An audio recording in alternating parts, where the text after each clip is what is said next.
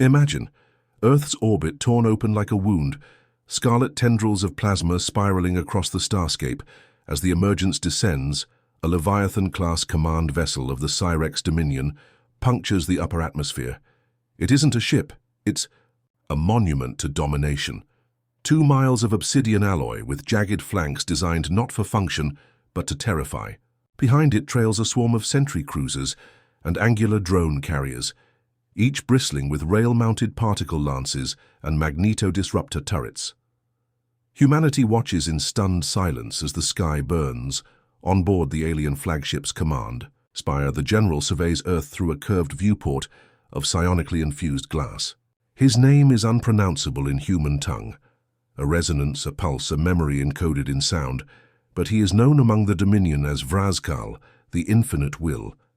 His 6-fingered hand hovers above a glowing glyph, and with a flick, Earth's orbital defense grid is painted with lethal coordinates. His voice, slow, deliberate, steeped in centuries of conquest, broadcasts directly into every active comm channel, from low Earth orbit to the lunar relay array. You built your future from dirt and carbon and dared call it civilization. You imagined yourselves architects of destiny, yet you tremble at first contact. I see now your species is decorative, a thing to be studied, taxidermied, forgotten. His lieutenants, twisted amalgams of flesh and crystalline AI, do not laugh. They observe. They log data. The general laughs for them, a sound like tectonic plates grinding beneath a dead sea. Meanwhile, aboard the shattered remains of the ISS Horizon, Earth's last interstellar research station, Captain Ilara Moreno wipes soot and blood from her visor. Her once pristine exosuit, titanium mesh over reactive armor, is dented and scorched. She leans against a fractured airlock, scanning telemetry data from the station's crippled AI core. What was meant to be a diplomatic relay has become a Sci-Fi. 1999 was the year Earth first transmitted the peace pulse, a quantum invitation to any listening species. For 2 decades there was silence. Then the Syrex Dominion arrived, not as guests, as owners. They dismantled the moon base at Armstrong Crater in less than 4 minutes. Mars terraform outpost. Theta vanished in a concussive sphere of inverted gravity. And now Earth, the cradle, the sanctuary, the last bastion, is surrounded. Ilara taps her comms. Squad 4, report. Silence. Squad 4, do you copy? A hiss of static. Then, 2 left. We've got visual on an advance unit. Theta, dissecting the wounded cap. Ilara grits her teeth, biting back the bile in her throat. This isn't just war, it's humiliation. Every strategic strike, every forced broadcast of Earth's military failures is orchestrated not just to conquer, but to demoralize, to mock. And yet, down in the station's ruins, a glimmer of resistance stirs. Dr. Kazuo Tanaka, former linguist, now resistance technomancer, pries open the scorched husk of a fallen Syrex drone. Its core flickers weakly, a lattice of pulse memories and encoded thought. Kazuo whispers to himself, if I can splice the translation matrix, invert the sensory cortex feed, maybe we can throw a scream into their hive. He isn't a soldier. He's never fired a weapon. But what he holds in his trembling hands could make him deadlier than a fleet of dreadnoughts. Overhead, the emergence descends, begins charging its main weapon, an event horizon cannon, a gravitational singularity wrapped in anti-quark stabilizers. When fired, it will erase not just cities but the memory of their existence from local time folds. The General watches Earth's crustal readouts, waiting for tectonic stress to reach optimal instability. He wants the planet to scream when it dies. But far below, in orbital twilight, humans begin to move. Ilara re-engages power to her command rail. Tanaka, you get us a neural lock on that ship. You buy us 10 seconds. We're putting a hole through their heart. 10 seconds, that's more than we need. More than... On the fractured hull of the Horizon, 5 resistance fighters leap into vacuum, magnetic boots clicking onto a torn access bridge. Their weapons are cobbled together. Modded asteroid drills, scavenged Syrex acid rounds, even repurposed mining. Lasers mounted to exoframes. They're not soldiers anymore, they're revenants. Vengeance wrapped in skin. Inside the emergence descends, Vrazkal turns his attention to a side hollow feed, grainy footage of Ilara's crew advancing through the wreckage, fighting back with courage instead of superiority. He lets out a short, sharp breath. Disgust, amusement, no, something more dangerous, curiosity. Why do you struggle, he murmurs. Why do you resist what you cannot overcome? A small tremor runs through the deck, an explosion on the outer hull. The first breach. Ilara's voice crackles through the stolen Syrex comm. You wanted to study us, fine, study this. A high-yield EMP shell detonates against the underside of the command spire, momentarily disrupting the data conduits and paralyzing the drones mid-strike. Tanaka's hacked projector floods the enemy's battlefield interface with corrupted human emotion signatures, fear, love, grief, pride, all alien, all overwhelming. It's not a virus, it's a soulstorm. And for the first time, a Syrex war unit falters. The moment stretched, somewhere between the silence of space and the rumbling birth of rebellion, Vrazkal watched Earth's retaliation unfold like a glitch in reality. His ocular arrays adjusted their focus, magnifying the breach in the hull where human fighters had cut through a Syrex patrol nest. The alien drones, perfect machines of death, each encoded with 1,000,000 years of tactical subroutines, had hesitated. Not failed, hesitated. That was impossible. Begin a cognitive scan, he barked, voice reverberating through the crystalline nervous system of the ship itself. These creatures project chaos. I want its source, dissected. But while the general analyzed, humanity acted. Inside the torn wreckage of the ISS Horizon, Captain Ilara Moreno advanced through the vacuum like a phantom. Her HUD flickered with red damage indicators, but she didn't care. Behind her, the remaining soldiers of Squad 4 advanced, mag cables anchored to the station's superstructure, vaulting between twisted metal like zero-gravity gorillas. They had 30 seconds before Syrex countermeasures re-engaged, 30 seconds to deliver Earth's message back into the heart of the Dominion. You underestimated us. Ilara raised her weapon, a customized plasma thrower nicknamed Little God, and unleashed hell across the corridor of the enemy boarding pod. Syrex infantry dissolved in searing light, their armor imploding under the heat differential. Tanaka's makeshift neural projector pulsed behind them, still broadcasting raw emotion into the alien systems. Fear, hope, memory. The kind of abstract neural chaos the Syrex AI minds had no protocol for. Behind enemy lines, the impact was devastating. On board the Syrex command bridge, biosynthetic adjutants began to malfunction. Their limbs twitched erratically. One fell to its knees, clawing at its carapace, whimpering in fractured binary. Another let out a long, high-frequency scream before imploding into a puddle of silicate. Vrazkal stared, unblinking. His own neural dampeners engaged, barely, shielding him from the waves of psychic feedback. What are they doing? He hissed. Back on Earth, chaos spread in all directions. The major cities had gone dark after the initial orbital EMP strikes, but underground resistance bunkers flickered, to lifelike nerve endings reigniting after trauma. In what remained of New Tokyo, an ancient emergency AI, Kaguya, activated its last protocol, Project Skyseed. Deep beneath the city, old Earth tech slumbered, obsolete to modern militaries, but still devastating. Rail cannons the size of apartment, buildings rotated skyward. In Sierra Outpost 12, a renegade AI named Bishop initiated a coordinated data raid on Syrex surveillance nodes using quantum entanglement exploits buried since the Sol Accords. It was a digital knife slipped between alien ribs, and it worked. Syrex fleet formations became jittery, their internal comms scrambling like ants in a flood. All of this triggered by a handful of humans aboard a broken station. Tanaka, sweat floating in microgravity droplets around his face, stared into the alien core embedded in his neural projector. "We've infected their perception model," he said, voice trembling. "They thought they understood us, but they didn't account for irrationality, for art, for grief, for rage." He closed his eyes, sending a final surge of chaotic signals, memories of Hiroshima survivors, of Apollo 11 moonwalks, of childbirth, of music, of lovers lost in war. We're more than data. We're story. Humanity doesn't have fleets, doesn't have numbers, but it has something the Dominion never expected: defiance. Hilara stares up at the monstrosity blotting out the stars, her voice steady. We may not survive, but we will not be remembered as a species that knelt. From deep space, a transmission pings from the shadow of Neptune. Reinforcements. Unexpected. Unregistered. Old Earth tech, retrofitted, forgotten weapons, ancient sleeper colonies. Something's waking up, and suddenly, the General's smug certainty wavers. Just a fraction, just enough. At that moment, the Emergence descends shuddered, not from impact but from confusion.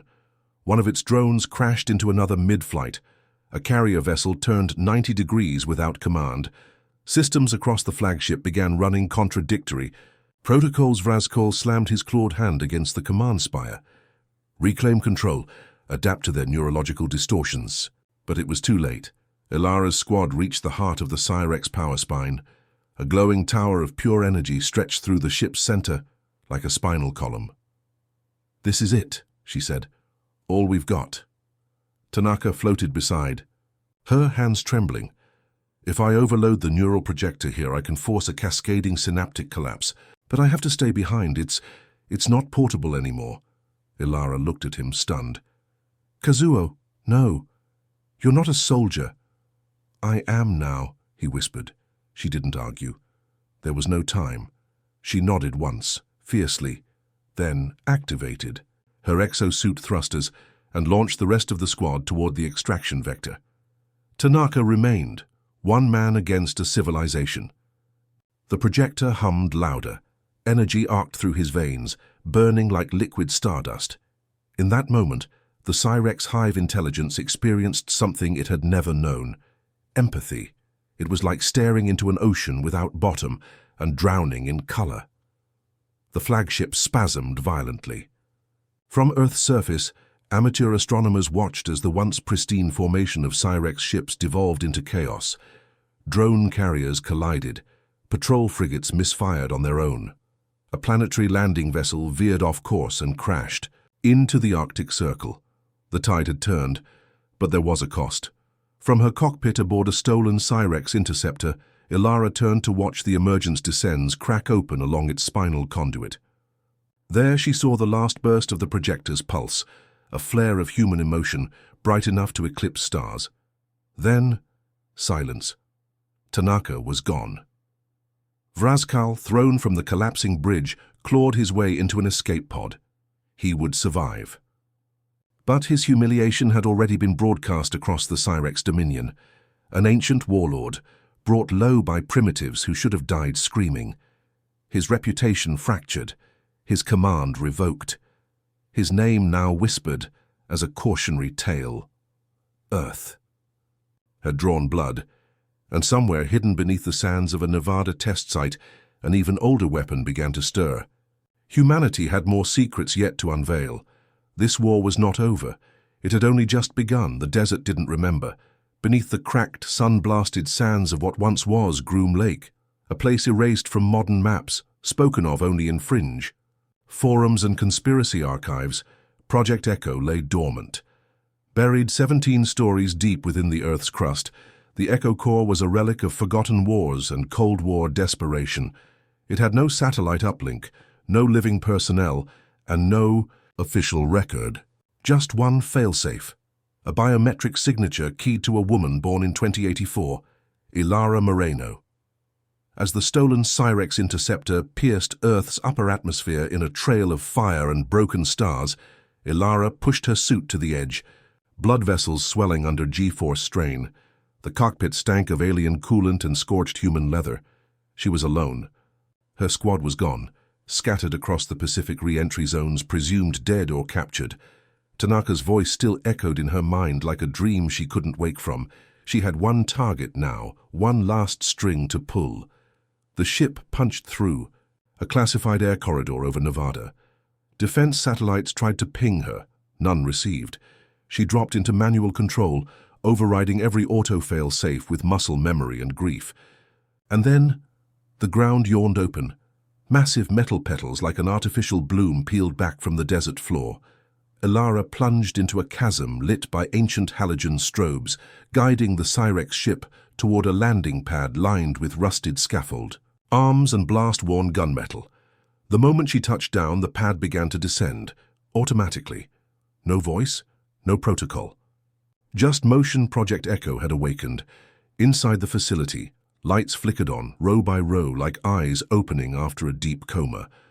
Walls lined with experimental weaponry, particle destabilizers, dark matter accelerators, fusion lances, all once deemed too unstable, too inhumane. Yet in this moment, every forbidden prototype whispered a single truth. Survival requires monsters, and humanity was ready to become one. As Ilara entered the central core chamber, her biosignature pinged a dormant AI, designation Kryptos, IT. Came online with a low-frequency hum, its voice emotionless but aware. Welcome, Captain Ilara Moreno. Time since last activation, 112 years. Purpose of re-entry, global extinction avoidance. Yes, authorization. I watched a friend die to buy us 10 seconds of resistance. You want a code? That's it. There was a pause. Then the entire facility vibrated as power surged. Through the echo grid. Confirmed. Initiating Protocol Leviathan. Elsewhere on Earth, the war was shifting. The Syrex forces had fractured, their central hive link still scrambled by Tanaka's emotional virus. Independent Syrex units roamed in confusion, some defaulting to predatory mode, others collapsing into recursive loops. Human guerrilla cells across the globe took advantage, ambushing scout parties in the Amazon, hijacking gravity skiffs in the Himalayas, and uploading corrupted memory spikes into Dominion intelligence hubs. In New Kyoto, an alliance of rogue AI and underground cyber monks initiated a coordinated override of the Syrex planetary beacon, distorting their planetary map to show entire cities as oceans and military bases as sand dunes. In Lagos, former smuggler kings turned resistance commanders launched orbital drones cobbled from mining satellites and weaponized comets. Humanity wasn't just surviving now. It was adapting. Fast, but Vrazkal was not finished. Exiled, shamed, stripped of rank, he had escaped the ruins of the Emergence Descends in a stasis pod, landing on Phobos, where an ancient Syrex outpost still flickered with forgotten code. He activated it with the blood of his own arm, slicing open the neural graft and inserting it directly into the core. "I will not die in disgrace," he hissed. "I will not let these apes define the future." The outpost responded with something the Dominion had buried centuries ago, the Obsidian Protocol, a failsafe for empires on the edge of collapse. Vrazkal whispered into the dark, "Release." The Graveborn. Across the system, hidden within the asteroid belt, hibernation pods long abandoned began to pulse. Not machines, not Syrex, something older. Symbiotic war forms, neither fully organic nor mechanical. Creatures bred in black holes, able to consume thought, bend time, and rewrite matter at a cellular level. The Graveborn did not obey. They hungered, and Earth was next on the menu. Back in the Echo Core, Ilara stood before a control console older than her grandfather's generation. The screen blinked with a single question. "Deploy Leviathan mech unit?" She hesitated. One button, one choice. Kryptos's voice buzzed in her ear. "Once deployed, Leviathan cannot be recalled. It is not a machine. It is a weaponized myth, sealed. A way for its potential to end wars and civilizations." Ilara stared through the reinforced observation window. Below, submerged in a plasma cooling vat, slept a 30-meter-tall humanoid construct. Its armor wasn't forged. It had been grown from self-assembling nanite colonies. Its mind was a hybrid of ancient AI and neural echoes from Earth's greatest strategists, recorded posthumously. The last time it had been activated, 2 moons were broken, but Earth had no choice. Deploy it. The ground shook, electromagnetic. Locks disengaged, the vat drained, and from the abyss Leviathan rose. A low vibrating sound began, like a tectonic drumbeat. The mech's eyes flared open with piercing blue light, its body unfolding like a god reclaiming dominion over a world it once swore to protect. Ilara stood back as the facility cracked under the sheer pressure of its awakening.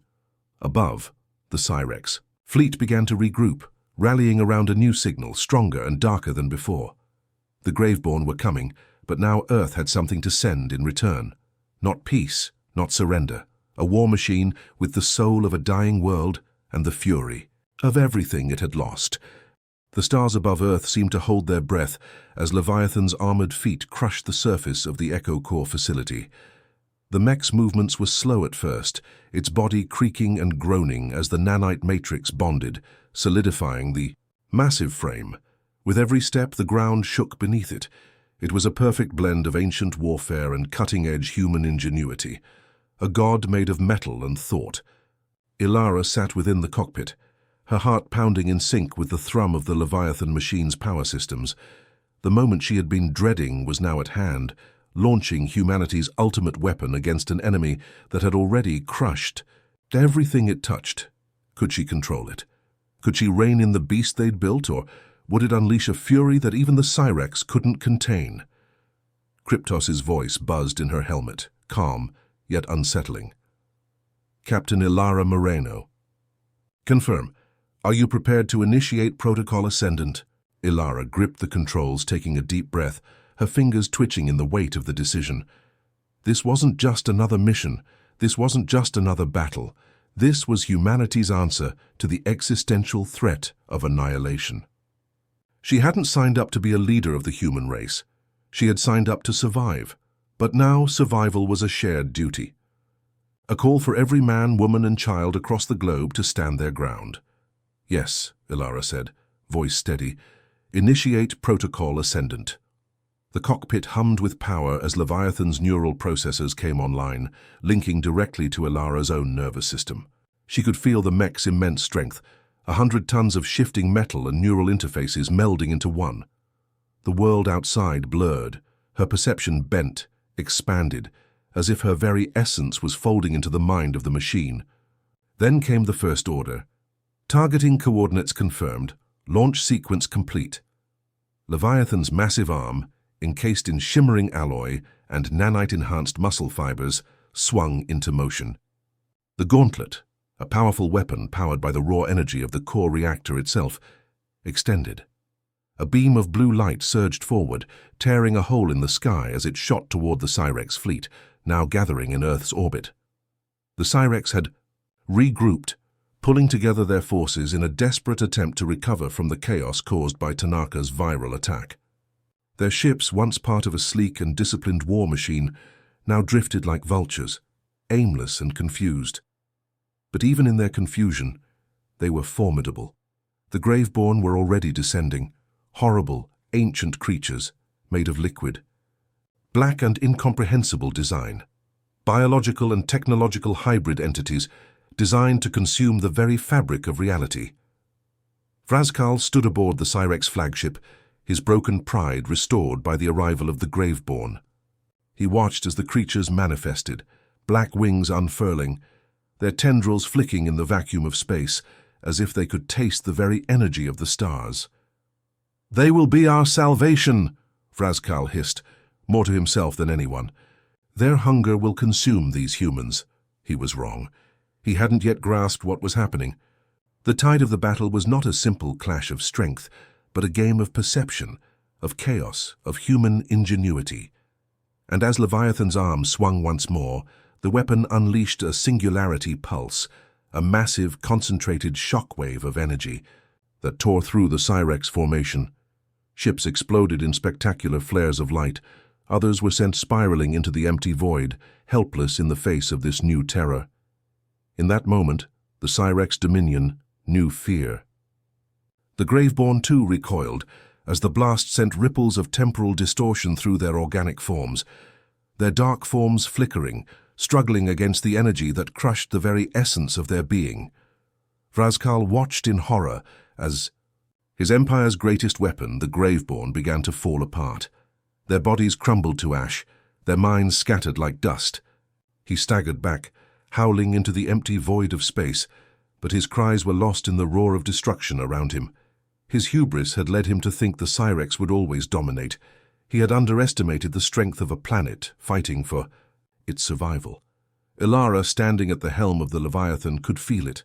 The pulse of the battle, the raw energy in the air thrumming against her own skin.